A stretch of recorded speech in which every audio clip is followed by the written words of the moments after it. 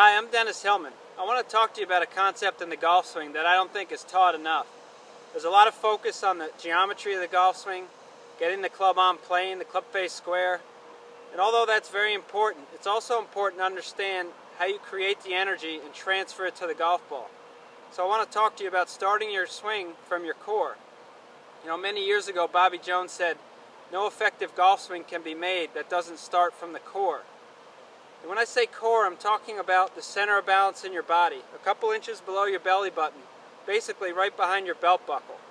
In fitness, they talk about the core being from the knees to the chest and all the muscles in between that encompass any athletic movement, especially rotational.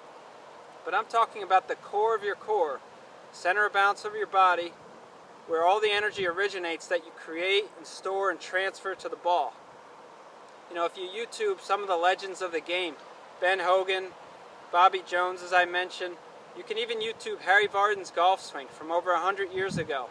You'll see one common denominator. They started their swing from their core, or their pivot led the motion, and the arms and the club, the lever system, trailed behind. So that's how you create lag. There's a lot of talk about lag and how to get it in the transition from backswing to downswing. But I think the key is to really get that a little bit of lag in the takeaway. So I want to explain a drill that you can do in a way that you can hit golf balls to get that feeling in your swing. So this is a little piece of wood here. It's not a 2x4. 2x4 is too thick and too heavy, and you'll exaggerate that motion. I'll explain why. So I'm going to place this right behind the golf ball. I leave just enough room for the club head to fit between it and the golf ball. So this is going to provide a little bit of resistance as I start my backswing. So if I start with the pivot, if I start from my core and let the arms and the club lag a little bit, that helps me get that feeling. If I had a 2x4 or something heavier, I would probably exaggerate that motion like they did in the old days.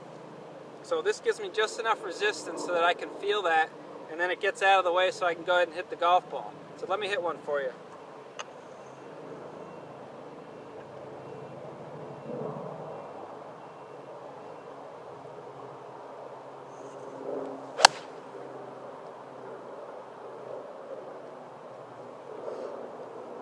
So as you can see, the momentum I created from my pivot and transferred ultimately out to the club head sent that out of the way so that I could go ahead and strike the golf ball. So it's a great simple drill to give you the sensation of how to create lag right in the beginning of your golf swing so you can maintain that feeling throughout the swing and get that effortless power.